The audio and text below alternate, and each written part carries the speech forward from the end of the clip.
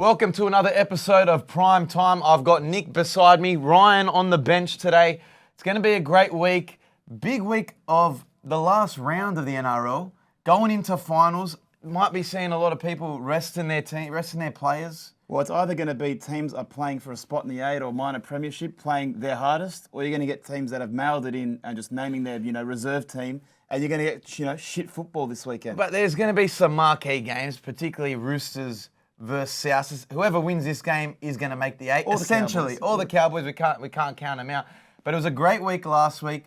Teams like Newcastle still firing. It's been great to watch footy at the back end of the season. Ryan, as always, what's our fan question for the week? Fan question of the week by Fat Wang. Roosters or Rabbitohs, who will make the 8? Roosters or Rabbitohs, who will make the 8? I think it's too tough to know because both teams have players out. Latrell being out is a massive loss for the Souths. And then the likes of Manu and Waerea-Hargreaves out for the Roosters, I think, is an even bigger loss. Because Roosters don't really have that enforcer to go off. They lose a key member of their pack. I think Souths can make up Latrell not being there, and I think they're going to want it more. They've had the better season. I'm going Souths winning this. For me, I'm going Souths as well. They've had time to play without Latrell. They know what it's like. Blake Tapper's played fullback, I think 8 games this season so far, so they know how to play football without Latrell. Some can say that they play better football sometimes with the recent form of Latrell. I'm not saying that. I think they're a much better team with Latrell. I wouldn't say that either. But if you're going to look at it on face value, who's got the better team and who's in more form, I've got to go against Souths. And you got to think, Sam Walker, he had his first game back last week. You know what I mean? Manu being out. They've been up and down all season. How are they going to be in attack? If there's a team that can go on a run, it's going to be the Roosters. I think if they win this game and make the 8, they've got one of the easiest runs in the finals. But in saying that, I just think it's been too up and down for them for a season. Souths are going to try and shut people up. Everything in the media about Souths has been negative all week. I mean, it's dogs biting each other at training. Latrell going back and forth with Rod Churchill. I'm just saying, I think South shuts everyone up this week, and it's going to be a bad ending for the Roosters. I mean, what a job the media has done. What a job the NRL scriptwriters have done. Booking the Roosters versus the Rabbitohs as the final game of the season. Winner takes all and makes the 8. I mean, you can't write it better. It makes you think sports is fake. Every code has NBA scriptwriters have put, Lakers, Celtics together. This has been done purposefully. Ryan, can you agree? Well, look, I can't really agree. Like, when you think about it, everyone's been saying this about the Rabbitohs for, the later end of the season. People said that when Phil Gould said that Latrell wasn't up to snuff. Oh, this is going to be the moment that he's going to bounce back and fight back. And he never has. Didn't bounce back, didn't fight back. What's going to be the difference this season? But I think you guys are really sleeping on. You're talking about who's going to make the 8 out of those two. Cowboys still going to play the Panthers. I mean, if the Roosters do win and Cowboys win, Cowboys make the 8. On for and against. Yeah. So Roosters aren't guaranteed a spot with a win. Roosters still need results to go their way. We're pretty decent at maths. Mathematically, doesn't make too much sense for the Roosters. Like I said, the season they've had has been very disappointing. But if they can salvage it, they can salvage it. No, but Roosters and Cowboys can both make the 8 if Canberra lose as well. Jeez. So there's a bit in the balance. So Canberra have to win to make the 8 because if they lose and Souths and Cowboys win, they go ahead of them. Roosters can make it ahead as well. So Canberra's recent form has been very disappointing. So that's why Roosters, you have a lot of chances to make the 8 here. So I just want to say, I did call it out, I'd say about a month or two ago. Roosters paying $10 to make the 8. Let's say a month. $10 to make the 8. Now, they're about $2 even money. Well, I've been saying it all season they're going to make the 8. Yeah, but I mean, there was a lot of question. There was, Robinson was being called into question for his coaching. Who's going to play halfback? Sam Walker dropped. They were in 6s and 7s. Has Brandon Smith been great? Angus Crichton's gone for a trip to Amsterdam. So I'm just saying it hasn't been the best season for them. No, it hasn't. And they can still salvage it. And that'll be a true Roosters fashion. It just matters how you finish the season. Not to harp on this anymore, but if the Roosters do make it and they verse Newcastle first round, that's a winnable game. Definitely. Then potentially go to the New Zealand Warriors in New Zealand. That's another winnable game. They could play a prelim and not really surprise anyone. So everyone's sleeping on these bottom 4 teams. It's not that hard to make a prelim with the schedule. I guess we'll wait and see. But as always, we go through our team of the week. Nick, who's your team of the week this week? My team of the week was the Cowboys, playing for a spot in the 8, playing on a Friday night against the Dolphins, who have been disappointing, but they did put a number on them. I thought, the way they played, they deserve a spot in the 8. I've been saying all season, the start that they got off to, they don't deserve a spot in the 8. On the back of the performance last week, if they can beat Penrith this week as well, they deserve a spot in the 8. They're my team of the week. My team of the week, I'm going to go with the Broncos. Again, no Adam Reynolds, okay? Reece Walsh got a bit of a belting towards the end. Carrigan pulled out late. Carrigan was also out, but in saying that, they still got the job done against Canberra. It was 18-all either way. I was on Canberra just to kind of salvage their season and their bad form. I thought they would get up for it at GIO Stadium, but no. The Broncos showing that they can be a quality football side at the back end of the season and finish the game very strong. Again, with the likes of Carrigan coming back into the team, they're going to rest their players this week, but the likes of Adam Reynolds to come back in, they're going to be firing in the finals, and they're, I think, the biggest threat to the Penrith Panthers. But even without them, they still showed they can show up. Ezra Mann playing well. Reece Walsh lighting the comp on fire as he always does. So, again, Brisbane Broncos team of the week. I think a good showing of a quality team is when you can win without your star players. And Ryan, as a Brisbane fan, how did it feel? Look, it felt good to beat Canberra, as that was one of the losses throughout the season, but it was also a very messy game. It was as a Broncos fan, it was painful at times. Well, it was 18-all up until 5-10 minutes left. So it wasn't like it was an easy victory. I thought I was in the driver's seat with my upset tip. I picked 2 upset tips last week. I said Newcastle to beat Cronulla, and I also had Canberra to beat the Broncos.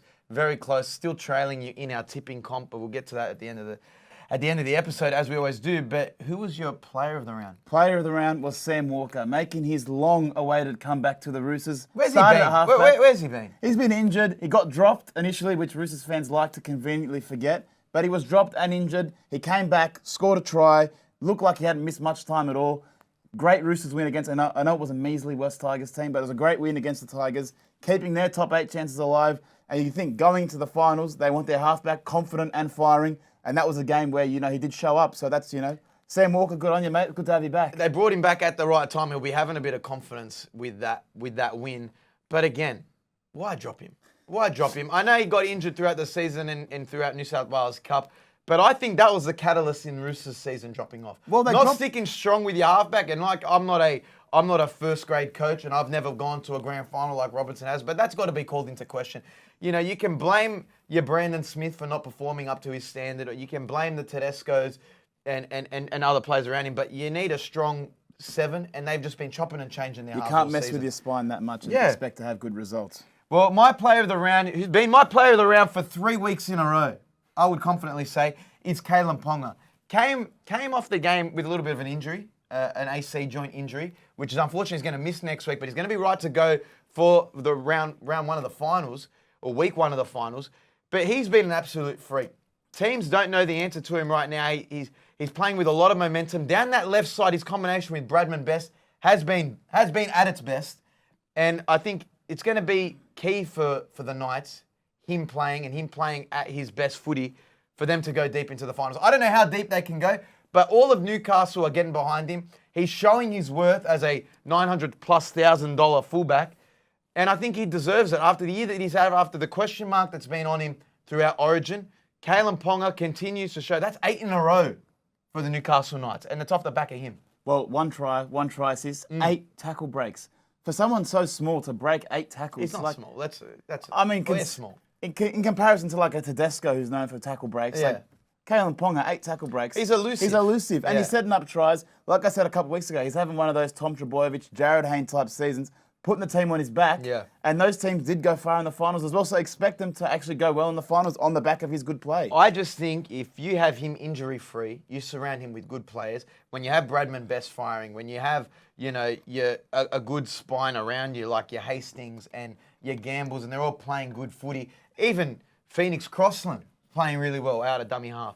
When you have him in a good side, he's going to fire. He just needs to be healthy, and good on him. He's my player of the week. Yeah, this is ultimately, I think Ponga this has been like the biggest shut up for all of his haters, I guess you want to put it. I remember early in the season, he was on the Matty John show, and this is when like Newcastle were really tanking, and they're just paying him out. Like, do you think Newcastle can really make the 8? Oh, how are you going to play like with your head injuries and stuff like that?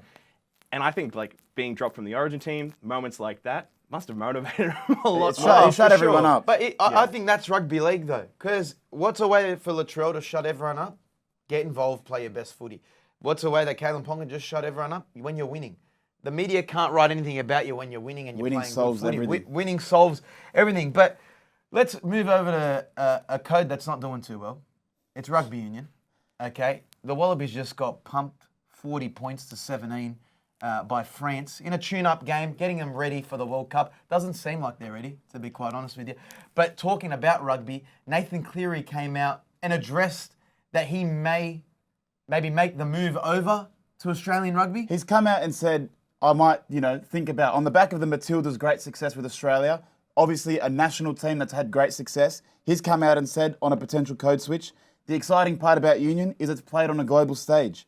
A little part of me thinks it might be cool to try it out. Mm-hmm. So if he's having these thoughts that, it might be cool to go try out Rugby Union, I think it's all but done that he's going to be going there for the next World Cup. All but done? If you're having these thoughts this far out of a 2027 World Cup and you're thinking, I want national glory, you're all but gone. He's achieved everything there is in Rugby League. Rugby League World Cup, Origin, Premierships, probably going to three-peat this year. What else is there left for him to achieve? This is what he's doing. He's doing the Payne Haas. Just get my numbers up so I can earn $1.5 million on my next contract. I don't want to go play that boring sport and they want to put me at 10 and then all the blame and onus has to go on me for Australian rugby. He's not going to be the answer to Australian rugby's problems. When you have him, you have Suwali. They're probably going to have another marquee NRL signing. They're going to be much better in 2027. He's just saying, Eddie Jones, just contact my manager so I can get $1.5 million on my next contract. But that's all. He doesn't want to play rugby union. If it was a contract play... I don't think he's ever played rugby union. Not to say that he would walk in. I think he would walk straight onto the Wallabies team for sure. He said he'd want some time. He has no interest. What, he wants to go play for the Waratahs and win a Super Rugby comp? No, he doesn't care about that, mate.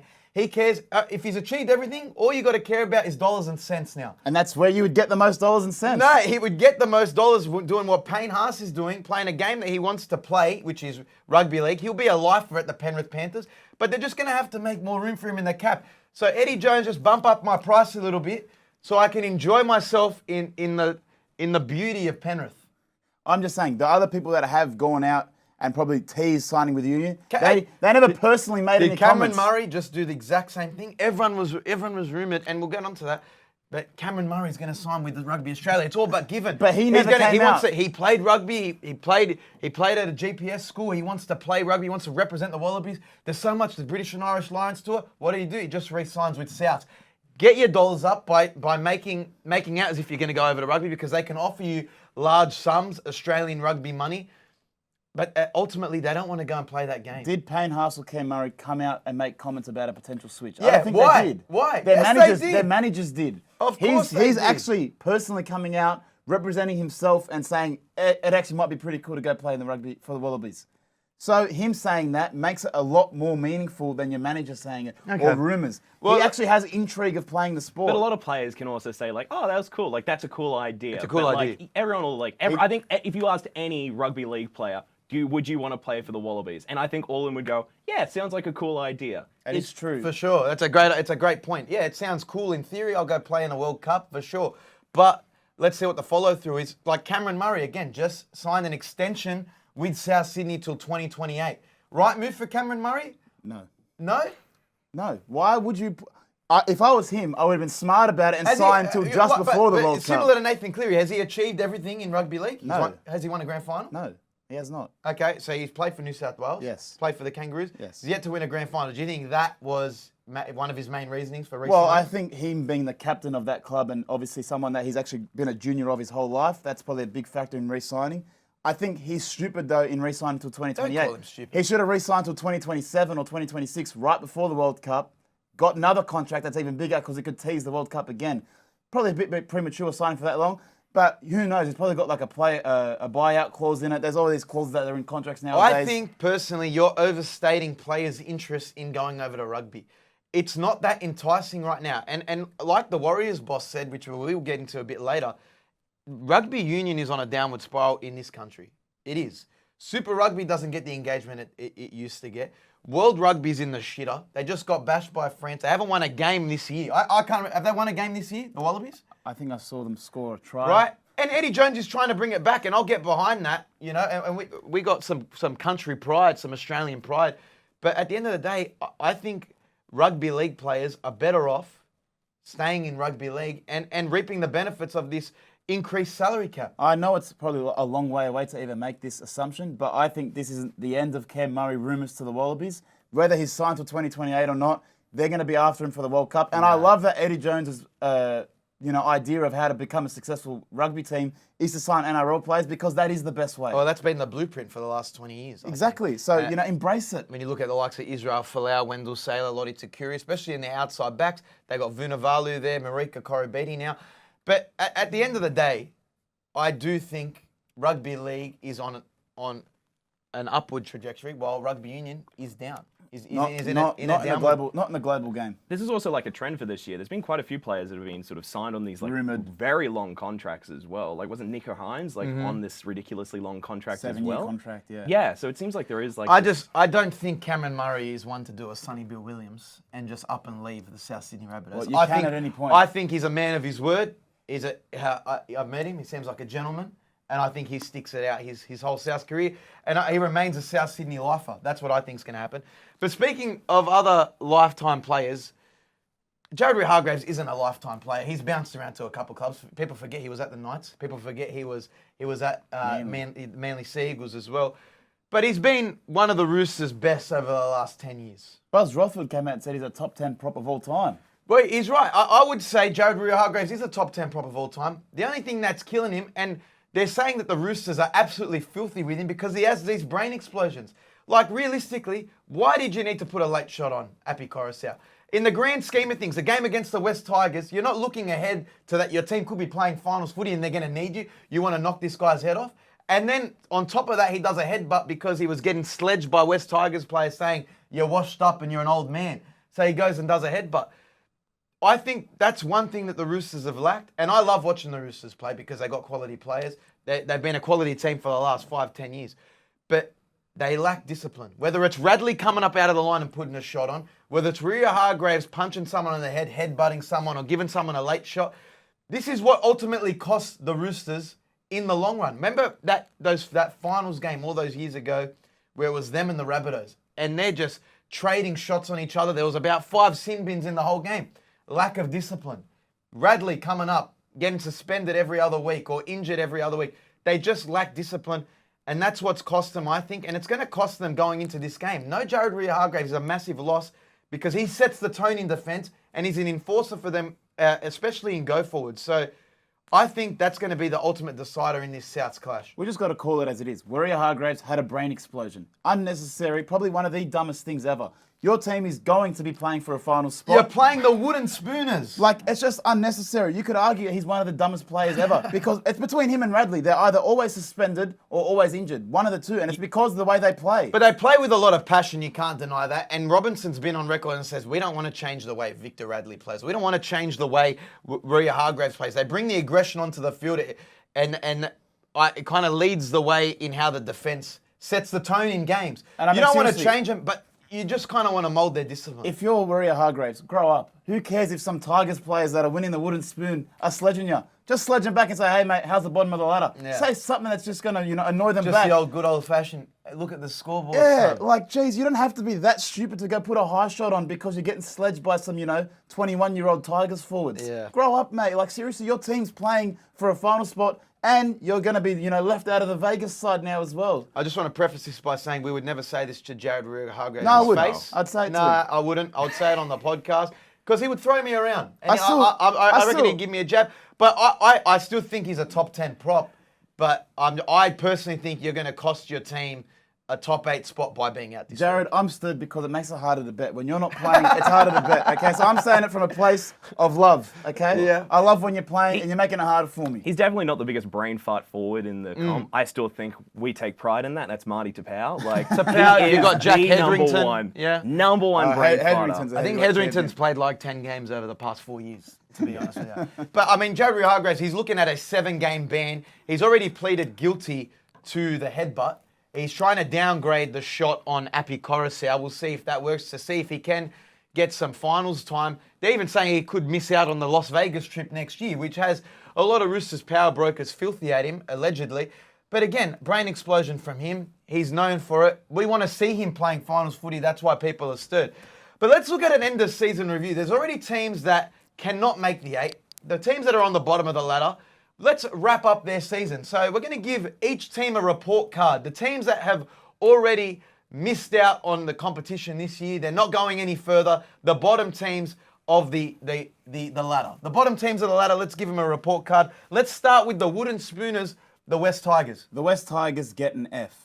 All the preseason expectation, bringing in Robbie Farah, bringing in Benji Marshall, they've signed Appy Coruscant, they've got all these great players. We're bringing coming in the great Tim Sheens to turn things around at the club. It's going to be 2005 all over again. With that expectation and the fact that they won the wooden spoon last year, you have to improve on that. If you can't improve from a wooden spoon, you get an F. You got the wooden spoon this year, it's an easy F. Well, you just have to look at the outcome of the test if you're going to grade it with a thing.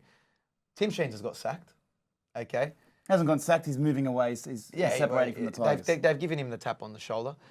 Benji Marshall has taken over as caretaker coach. Their attack throughout the season have been abysmal. Okay, they couldn't get into a right rhythm. You lose Luke Brooks. They were dropping Dane Laurie. They've lost Luke Brooks to Manly. No one really wants to play at this club. It has to be an F. I think you guys are being a bit hard. They had some standout moments, all right? Well, they beat Penrith, okay? That was amazing. That was an amazing game. So F plus then?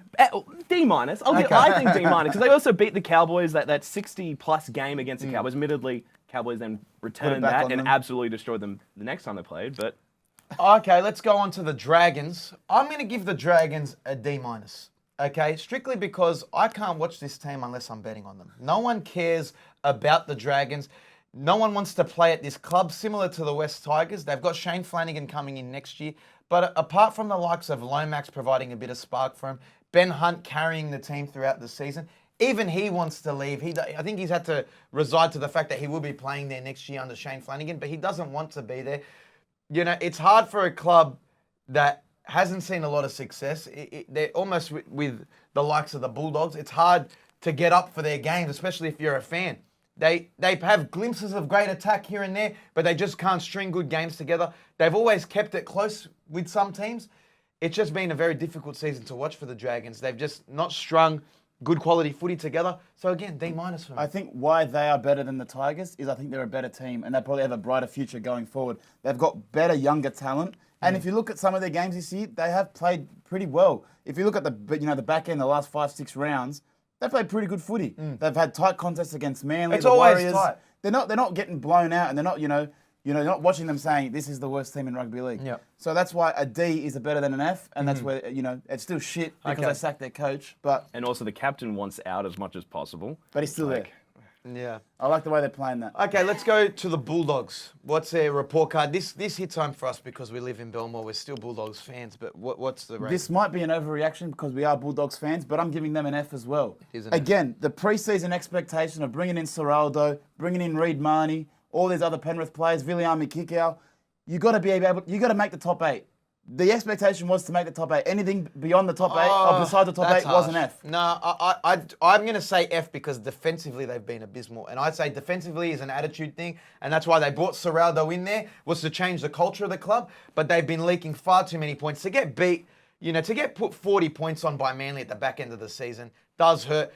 Again, they were riddled by injury at the start of the season, which didn't help. But just the changing of messaging in the media as well from Phil Gould. They want Carl to be a lock forward. He's brought into the club to be a 6. Where they see Burden, their recruitment, and who has control of the club, 5-year plans turn to 10-year plans. It's hard to be a Bulldogs fan at the moment. I have faith in Serraldo. I think he's a great bloke. I think he's a good coach as well. He just needs time and a roster that wants to show up and play. But with the likes of Tavita Pangai Jr. calling it a quits, not knowing what they're going to do with some of their juniors. You've got Ockenberg leaving to overseas. And I think it's an F because they haven't made any good signings that's going to make their team better next year beyond Stephen Crichton. And who else? The centre, Bronson Sherry. But like I'm saying, you lose Tavita Pangai Jr. You don't really have many good forwards. Yeah, but I'm saying as a report card rating for this season, it's an F because they didn't perform. Even with the likes of Kikau coming in, Reid Marnie in at hooker, they just didn't live up to expectation. They didn't have to make the 8, but show improvements. Finish past 11th, which you haven't managed to do in the past 5 seasons. Again, we're on the bottom half of the ladder, and it hurts, and I don't see it getting much better next year if they continue looking shit defensively. So, again, it's an F for me. What about the Dolphins? The Dolphins, who I think overachieved, I had them, bottom 2, probably wooden spoon. They were flirting with the 8 most of the year, so I'm going to give them a B. Wayne Bennett, masterclass of coaching. Okay, they didn't make the 8 and had a bad run towards the end of the season. Yeah. But again, I'll put that down to injuries as well. I think as a team, Dolphins, no one actually can say they had a bad season. And no one's going to say they had a great season, which would be an A. So I think a B is, suitable. If they're the overachievers of the comp, they have to. It's got to be a B or C rating because no one expected a lot out of their roster. What Wayne Bennett's been able to do with the likes of Jermaine Asako playing career best footy, even having a slot Anthony Milford in there, the Hammer who was unwanted at the Cowboys, Career best form. is in career best form playing for Queensland. It's Wayne Bennett, and he can bring the best out of a team. Who knows? You might see Tavita Pangai Jr. pop up at Redcliffe down the line as well and get the best out of him. But I agree with you. For what they've done this season, for a new team to be in the comp, and everyone was writing them off because they hadn't made a marquee signing. They hadn't, had the best roster on paper. And what they've been able to do, if you put them up against any team on a given day, the Dolphins can upset someone. And that's enough for them to achieve some form of success this season. So, again, I'm going with a C as well. As an inaugural season, it's a success. Yeah, I'm going B or C. The Gold Coast Titans. Gold Coast Titans, I'm going to go with a C. They have the talent to make the 8. They did sack their coach, so you can't say they had a good season. Yep. But they've got good players. They play good footy. They scored a whole bunch of points this year as well. I'm a big fan of the Titans. I like the way they play. I'm probably being generous in giving them a C, but I just think signing Des Hasler as well is going to transform the club. And as a season, looking forward, it's a pretty decent season. I agree. I'm going C to D. I think they look a lot better when they have Kieran Foran in there leading and AJ Brimson in the team, but they also look a lot more elusive when they got Jaden Campbell in there as well because he, a lot of teams can't contain him. He's very elusive. There's a great counter-attack as well. So he's like Wish Reece Walsh. Yeah, he is. He's just maybe a skinnier version, but he's a top player, and they just need to fine-tune their team. They need to get better defensively. They need to obviously play more consistently. I think if they get it right on the defensive end, they'll be a top 8 team next year, and that's why Des Hasler's coming in next year. So again, like many other teams on the bottom half of the table, if they can get better defensively, they'll be a better team. In comparison to the other teams that we've mentioned, they seem like they're in the best spot in comparison. So that's why I think, as a whole, they've got a better report. What did they finish this year? I think they're going to finish about 11th. 10th, yeah, something around So there. again, not the worst from them, but with the roster that they have, it should be better. Okay, and now we move on to the Manly Sea Eagles. The Manly Sea Eagles, look, I'm going to go D. I'm going to go D- as well. Out of disappointment, because again, Tommy Turbo being out, you're not going to expect much from him. But that really sums up Manly. If they don't have Turbo in, you can't see him making a run in the finals. Cherry Evans can only take you so far, and if Schuster's in and out of form and he's not playing regularly, you're not expecting a lot out of the Manly Sea Eagles. For what they have done, and they were flirting with the top 8 without Turbo, I think it's a C to D. I think that's fair.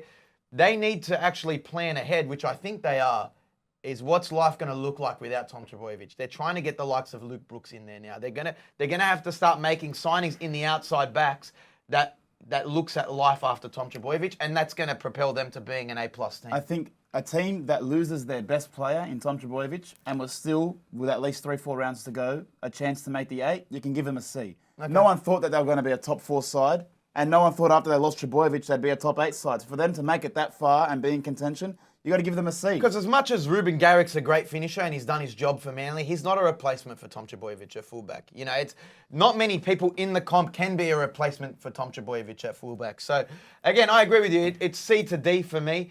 But again, disappointing season for Manly. But no more disappointing than the Parramatta Eels. D. Parramatta Eels get a D. If you're a grand final participant and then you don't make the 8 the next year, you have a failure of a season. Yeah. And they had Mitch Moses play finals football. Dylan Brown get in trouble. It was disrupted due to CCTV footage. So it's not going to be an ideal season. So with that all encompassed into one report card, you're going to get a D. I think it's tough for the Eels because Mitch Moses is, in my eyes, a top 5 halfback in the comp. Say top 3. Yeah, and he showed it playing Origin this year, getting selected for Origin. You've got Gutherson, who I think is, again, a top quality fullback.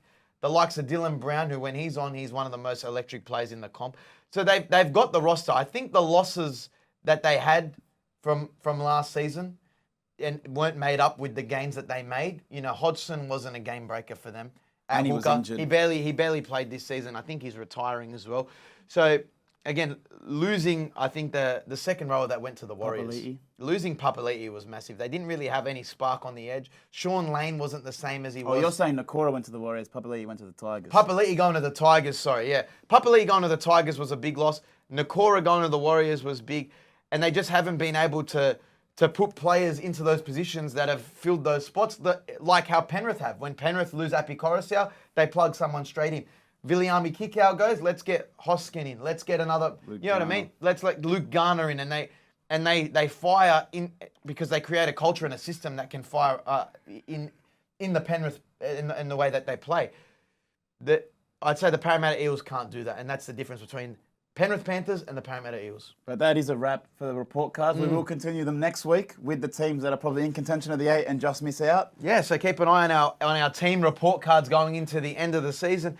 But I want to talk about something that has taken the Rugby League world by storm. It's the rise of the Wars. It's the rise of the Warriors. It seems like it's the talk of New Zealand. It's the most popular thing on social media at the moment, getting behind the Warriors. I feel like not their fans have come out of the woodworks. They've got one of the most loyal fan bases. You criticise the Warriors, they're jumping onto you straight away. I've done that many times this year, and I've heard about it in the comments. And we've learnt it. So I thought, what would mean more to New Zealand? The New Zealand Warriors winning their first ever grand final, or the All Blacks winning the Rugby World Cup this year? That's extremely tough. I feel as though because the All Blacks have always been a successful side, they're just demanding that and expecting them to be successful. The Warriors, for them to win the World Cup, that'd be The Warriors for them to win the grand final. Sorry, for the Warriors to win the grand final, that'd be like Australia winning the FIFA Men's World Cup. Yeah. It's just something that's unheard of for them. It'd be experience for the first time. That elation would be unmatched, especially with the season that they've had on the back of those COVID years where they didn't have them there. They're going to have a big final series, and I expect them, if they do win, for them to be like a parade you see in America. Yeah, I feel like they've got the whole country behind them. And I mean, the New Zealand Warriors owner, Mark Robinson, has come out and said, look, rugby in this country is on a bit of a downturn. And he feels like there's been a lot of crossover between rugby fans showing love to the New Zealand Warriors. They're getting to the games. They're not just watching it on TV anymore. They can see the whole nation getting behind the New Zealand Warriors, and they're tuning into the New Zealand Warriors. So, again, I think if the New Zealand Warriors go on to make a good finals run, I think they have the support of a whole country behind Well, them. they're getting international attention as well. I don't know if you've seen, Adesanya's been at training. Stephen Adams attended the game. Steve Kerr, the USA Steve coach. Kerr saying up the Wars. So they're getting international recognition. So it's almost becoming popular to support them. And when it does that, it's like a WWE chant. And you get over like a WWE superstar. Yeah, it makes it more worthwhile. I do think New Zealand would get up more for the Warriors winning the NRL Grand Final because they've seen the success of the All Blacks. And it's like they just expect that greatness from them. If they get this first ever New Zealand Warriors title, it might not happen this year. It could happen next year or the year after. The first ever New Zealand Warriors premiership, I think all of New Zealand would go nuts. But let's be realistic. This is extreme rugby league bias. I don't talk to many people from New Zealand, but I'm assuming that's their rugby union is their national sport. Yeah. So I think if the All Blacks win, that'll mean a lot more to them. That's just being realistic. I think it means more on a global scale. Rugby's a bigger global sport, but again, the New Zealand Warriors, they're making waves in New Zealand. World Cup and you or love to NRL see it. comp- Hey, up the Wars. Up I'm the going to Wars. say it. I can't say up the Doggies anymore because they've been fucking shit for the last 3 to 5 years. I'm saying up the Wars. I want to get behind them. It's another country. We might be over there in New Zealand if they got to play a finals game. Hopefully. We'll be there. I'll be wearing the Warriors kit. But I want to play a game. We haven't really done this before.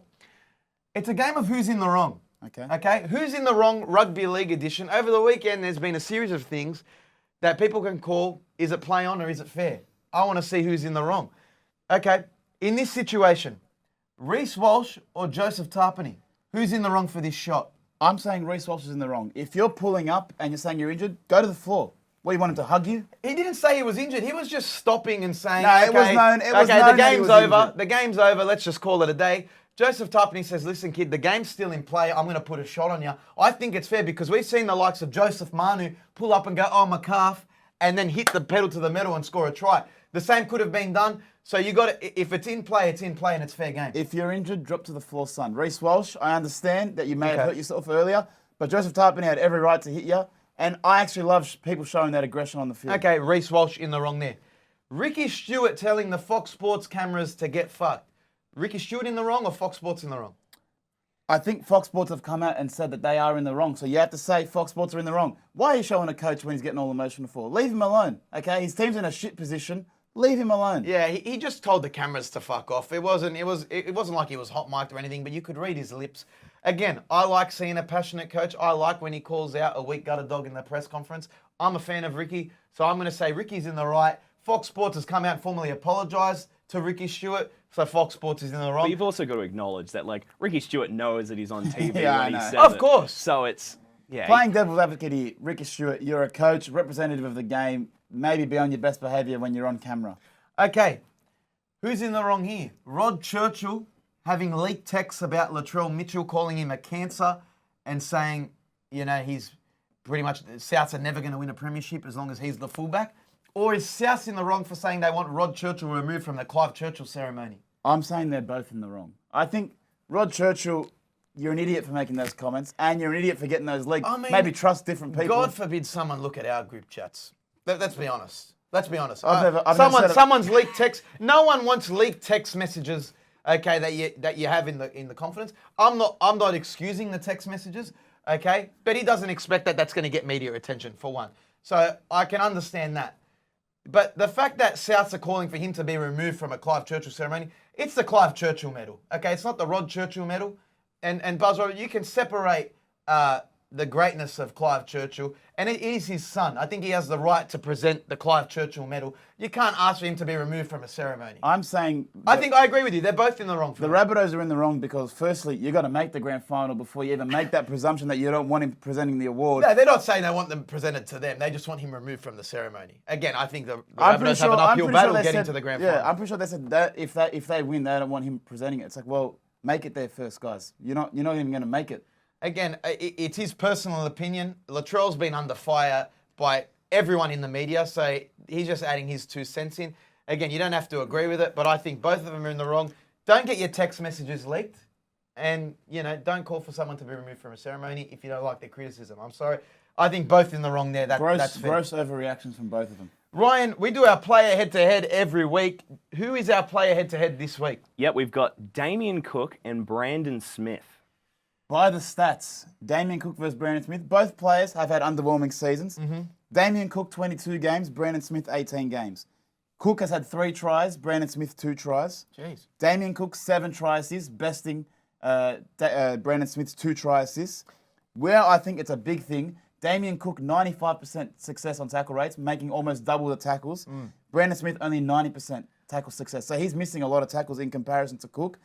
And Damien Cook, known as a running hooker, 67 average run meters. Brandon Smith, only 58 average run meters.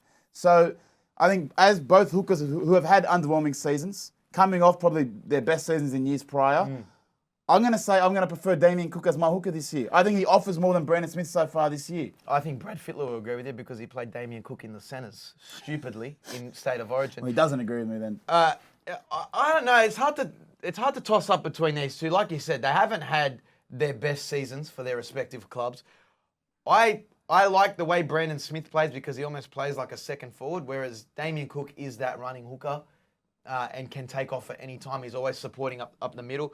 If I had to choose one right now to play at a club, if I wanted one to come to the Bulldogs, for example, again, I'm taking Damien Cook just based off of this year. I think he's providing more spark for his team than Brandon Smith has. Brandon Smith, and I love Brandon Smith. I love his antics off the field. I think he's a quality player.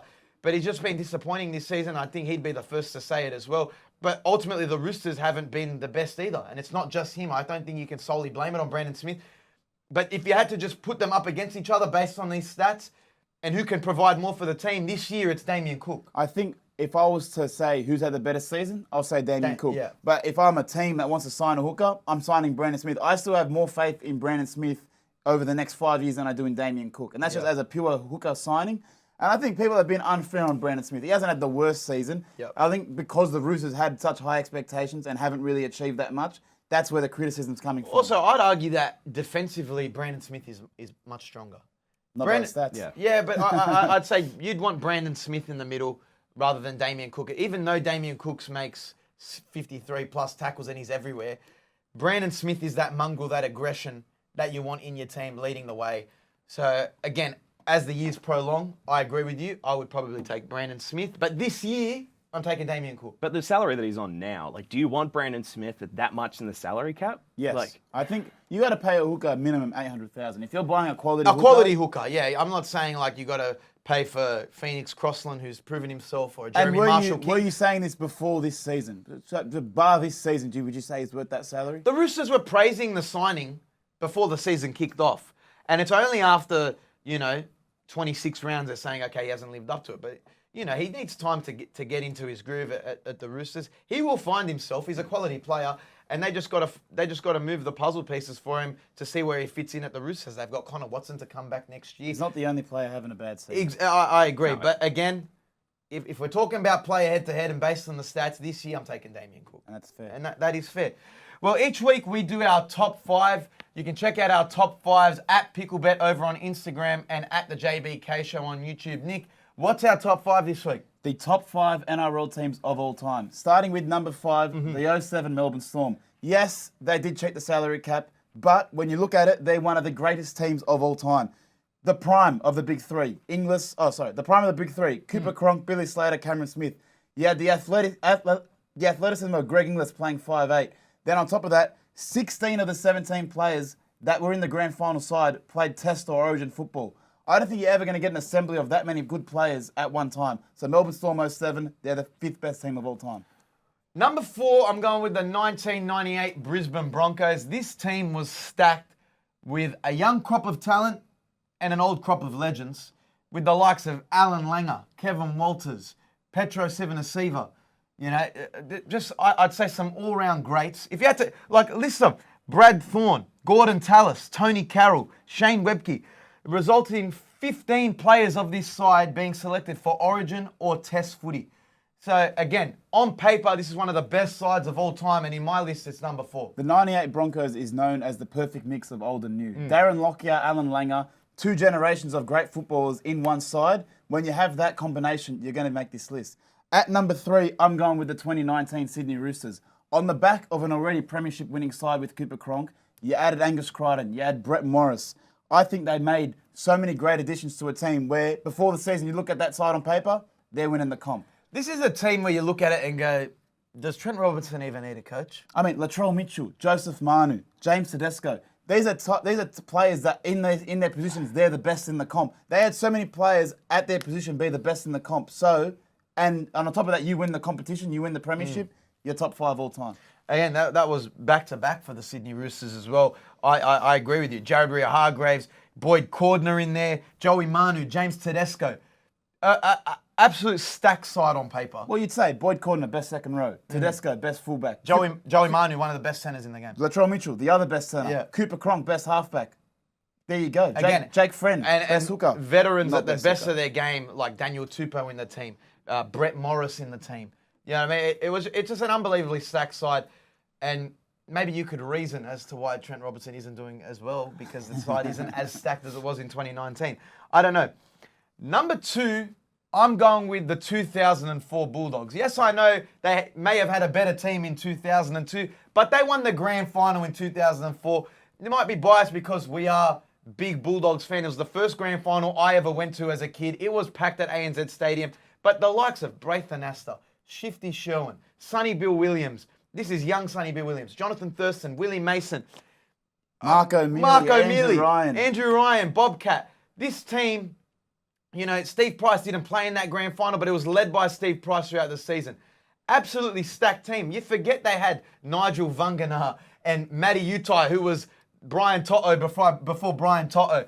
This team was one of the best teams of all time. It was awesome to watch. They were the entertaining Bulldogs back then. And I don't think, again, they haven't won a comp since then. Belmore was going off at the time. But I think one of the best Bulldogs teams For of a all side time. back in 2004 to average 31 points a game and at the time score the second most points of all time, 871 points in that season, they could score tries. They had El Magic kicking goals.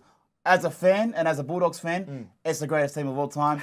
Only eclipsed by number 1, the 2017 Melbourne Storm. Okay. This is the big 3 at their peak. Billy Slater, Cooper Cronk, and Cameron Smith. So Melbourne Storm getting on this list twice. Getting on this list twice, and I think they're the only club that deserve it. Cameron Smith won the Dally M medal that year. Billy Slater, Dally M fullback. Craig Bellamy, coach of the year. They had Vunivalu, top try scorer that year. They went 23-4 on the season and won the grand final by 32 points. I think as a season, there's never been a more dominant side. At no point throughout the season did I think this team wasn't going to win the comp. And when you have the greatest coach, the greatest player, the greatest fullback in one side at their peak, you're not going to be beating them. And they're the best team of all time. I got to agree with you. Melbourne Storm had that system. That's, like you said, the big three at their peak. Doesn't get better than that. Plus, Craig Bellamy was the best at putting players around the big three. And on top of that, 14 of the 17 players in that grand final represented their state or country. 14 of 17, I think that's, you're getting quality players in quality positions. They had Brandon Smith, I think, off the bench. That's a world-class player. Like, you're not getting that type of quality anywhere else. Tohu Harris, he's So you're saying 2017 Melbourne Storm better than the 07 Melbourne Storm? I think because of the experience of the big three would trump the 07 Storm. Okay. And Craig Bellamy obviously being a much more greater coach. And I think the athletes that the players were 10 years later just eclipses Also them. the salary cap. Like, that has to sort of play into that. And they did this one legally. And they did that. So, yeah, it's a better legal team. Yeah. It's a better legal team. Okay, I'll give you that. But that's our top 5 for this week. Top 5 best NRL teams of all time. Make sure you check out on our socials at Picklebet and at the JBK Show over on YouTube. Let's go through our tips and picks for the week. Our NRL round 27. Round 27 tips, yes. Our round 27 tips and picks for this week. Ryan, what's our first game? We have the Broncos versus the Storm on Thursday. We have, pretty much Broncos. Most of the main players are out. Both teams are just resting their whole starting lineup. Okay. So it's really a 50-50 call. I think Pappenhausen playing makes me just want to tip the Storm, so I'll go Melbourne Storm. There's also a question mark on Jarome Hughes, I believe, as well. I think he's been ruled out, Yeah, so- Xavier Coates isn't playing. He's out. Again, I think... Olam and Pappenhausen, that's what you got to think. Yeah, but if both teams are resting players or have injuries, I'm just going towards Melbourne. I'm going towards Melbourne Storm on this one. Next game? Yeah, next game we have is Manly versus the West Tigers. Tigers suck, Manly. I'm tipping Manly. Yeah, Manly. Off the back of that performance to the Bulldogs last week, again, I think the Bulldogs and the Tigers are on pretty much a similar trajectory in terms of play and where they're going to be next year, so I'm going Manly. Next game, Rabbitohs versus the Roosters. I said we This spoke is, about this it is earlier. the game. It's the game of the round. I think whoever wins this game makes the 8, just depending on the Cowboys game. I'm making a late tip change. I'm going with the Roosters. I think I've Really? spoken myself into tipping the Roosters, even with Manu out. Well, I just think he's been named in. Yeah, I think he's going to be out, though. I don't think hamstrings, you're not going to risk that. But I still just Who's think, named at fullback? It's Blake Taff?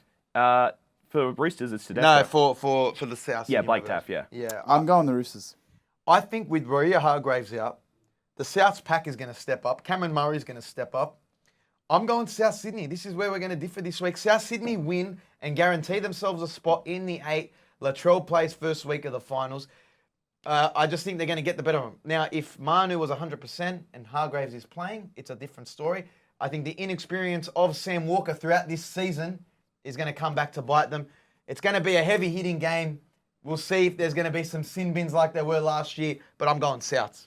Yep, next game we have is Dolphins and the Warriors, and the Warriors are definitely resting a few players for this game. I'm going Dolphins to end the season on a high. Wayne Bennett wants to walk away a winner. So Dolphins here.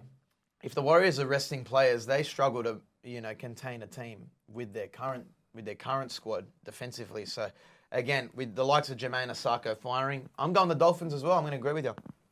Next game we have is the Panthers versus the Cowboys.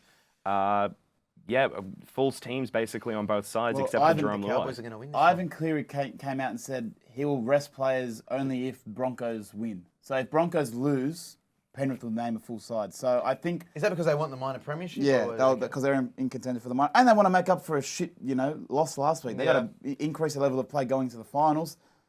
I'm going to say the Cowboys, though, just because I believe Brisbane will probably pull it out. Or, even if they do pull it out, Penrith will just rest players anyways. The Cowboys are going to be up for it. Scotty Drinkwater's been playing like a freak.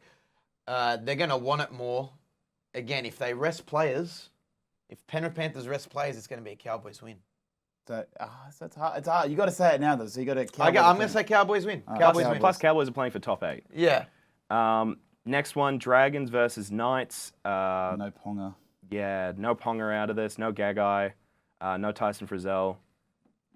This is going to be the Knights' first loss in a long time. This is going to stop their 8 winning streak. I think they want 5th place. They want that home semi against the 8th side. I'm taking Newcastle here for the win. I haven't tipped them the last couple of weeks, so I'm jumping on the bandwagon late. I think the Dragons have done enough over the last few weeks to say this is going to be a tight contest. It's going to be a 1-12 game. I would take Dragons 1-12 here. Yeah. You only need Ben Hunt to score a hat-trick maybe for that to happen. Nah, I'm taking the Dragons here. So we're different on the Roosters Rabbitohs game and the Dragons Knights game. Up next, Titans versus Bulldogs. no one gives a shit about this game. Talk about one fizzler way to end the season for both clubs. Look, I sang Gold Coast's praise earlier today. I'm going to have to go with the Gold Coast as well, man. I think they just play a better brand of football. They got a better crop of talent. And the Bulldogs didn't even name Pangai Jr. Yeah, they dropped him. His career is somewhat over. So I'm going to go with the Titans and maybe David Fafita to score a try. Yeah, I'm going with the Titans as well. And the last one, which will be a top 8 decider really, is Sharks versus Raiders. This is tough. I think the Sharks, knowing how badly they played last week, will want to show up. And Nico Hines is back. They want to win going into the finals, secure a home final. You got to think it's at Shark Park. Whoever wins this game gets a home final. So that's a big stipulation whether you're going to become 6th or 7th. So Shark Park, I'm taking the Sharks. I think Canberra suck, honestly, as well. So No, Cronulla get up for this game. Going into the finals, they're going to need momentum. Craig Fitzgibbon will get them going. It's at Shark Park. You can't ask for any more. A tune-up game going into the finals. And look, Canberra's going to be a test for them. It's not going to be an easy game. But I'm going with Cronulla. Eagles getting the bye to end the year. Does that ruin your year? Yeah, it's just like, guys, just go do Mad Monday now while no one's looking, really. Just do Mad Monday now. I mean, like, everyone's still focused on the season. Just go to a pub, lock yourselves in, and have some fun. Could they have organised it so that 3 teams got the bye last week instead of 1 team getting the bye this week? I don't know, but it is a shit way to end your season. I mean, they did go out with a win against Penrith, ruined everyone's tipping last week, but good on them. Look, if I get my 2 upsets on you this week, Nick, does that bring me It'll bring you within 2. It brings me within 2 of our tipping total. At the end of this season, we're talking at the end of the finals, whoever is trailing in our tips throughout the season does have to get a full body 40-year-old virgin wax. So make sure you keep an eye out for that on our socials. I think I'm going to catch him. I've been tipping upsets after upsets over the last few weeks. I just missed out on Canberra last week. I got Newcastle last week. I'm tipping 2 against you this week. So keep an eye out for that. You'll see our tips on Picklebet Social and at the JBK Show on YouTube. But if we have to look overseas, Nick, the EPL has been kicking off. I've been loving these 9:30 p.m. games. All of Australia is getting behind Ange Postecoglou now, coaching at Tottenham. It's starting to heat up. Well, given a quick wrap-up, I've never seen more Tottenham fans in my life. Yeah. For a team that wins nothing, Ange Postecoglou has got the whole nation of Australia supporting Tottenham. They won 2-0, so everyone's jumping on the Ange ball bandwagon. But looking at other teams, Man United and Liverpool, great comebacks. Darwin Núñez finally scoring a couple goals for Liverpool. Man United gave up 2 goals early. Controversial comeback against Nottingham Forest, but we won't talk about that. Haaland misses a penalty after signing with Prime. Yeah, fuck. Is that a coincidence or is it just... It's a Logan Paul curse.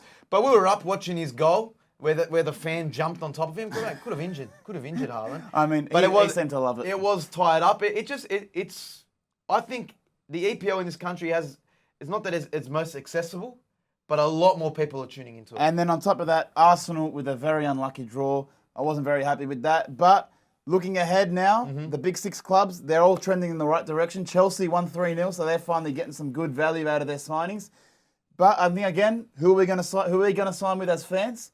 Yet to be decided. We might have to consult a few EPL experts on that one, but we'll get back to you next week on that. We do have to come out next week and say who we've signed next week. We'll just wait for our jersey to come in. Still deciding. We're just waiting for our jersey from the club to come in the mail.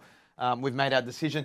But we will be covering the UFC in a big way next week. UFC 293, UFC Sydney. We've got Israel Adesanya up against Sean Strickland. It's going to take over Sydney. So we're going to be jumping on it. We're going to be at the press conference next week. We're going to be shooting our sketches, Ryan, this week as well. So we'll have a full UFC breakdown next week on Prime Time as well. So keep an eye out for that. But looking at UFC December, Conor McGregor could be making his comeback as early as by the end of the year. Allegedly. Allegedly. I think because he hasn't passed his USADA or ASADA drug, he looks like he was juiced up. I don't think it's actually going to go ahead. People are saying, yes, Conor confirmed this, but the UFC hasn't confirmed this date. So whether it actually goes ahead or not, I don't believe so. Conor McGregor for me is someone, I don't care if he's on steroids. If he needed to return from his broken shin to come back and take steroids. He obviously looks like he's a bit more puffier in the face. He looks like he's on stuff. I'm not going to come out and slander him like True Geordie has and Logan Paul does and call him a juice junkie. I don't care. He's one of the most entertaining fighters in the UFC. You've had the likes of Brock Lesnar come in and be on steroids and fight Mark Hunt. People are taking steroids all the time, and then it comes out after the fact that they've been on steroids. I don't care. Get him in the ring. It makes your product more interesting. Yes, you've got O'Malley's and you've got your, Korean zombies, but none of them are at the standard of Conor McGregor's entertainment, and they need Conor McGregor. It's also heavily rumored that Ronda Rousey wants to make a return to the UFC. She's done with WWE and wants to get back into the octagon. Is there an appetite for Ronda Rousey to come back now? I'll watch her versus Holly Holmes round 2, and I'll watch her get her head bashed in for a second time. I don't think she has it in her anymore. I think she's too used to taking the bumps in the WWE and choreographed dancing in the WWE. But Ryan, once you get in the octagon, you're getting your face punched in. It's not the same. McGregor's been rumoured to fight Chandler, KSI, Diaz, and I think who else was the other fighter that he was rumoured to fight? All these fighters, are actually any of them going to happen? Look, it's so hard to say. Conor McGregor will just say stuff. He'll say it and mean it, but it's just full of shit, essentially. There was a famous grab where he was with Ariel Helwani, and he's like, I think I could become a world champion boxer. And Ariel Helwani's like, you're going to have to fight multiple times. He's like, oh, screw that then. He'll just say stuff. And out of the fights of Chandler, Gaethje, or Diaz, which is the most likely to happen? It has to be Chandler. Only because of the Ultimate Fighter. The Ultimate Fighter. Dana White's come out and said multiple times, no, you are fighting Chandler. The Gaethje thing's exciting just because the recent fight, but that'll fall away. But Chandler's going to be the one he fights if he comes back. Well, there you go. Keep an eye out for our UFC coverage next week. It's going to be a busy 2 weeks for us, but we love the content. And as always, stay tuned and back to you in the studio.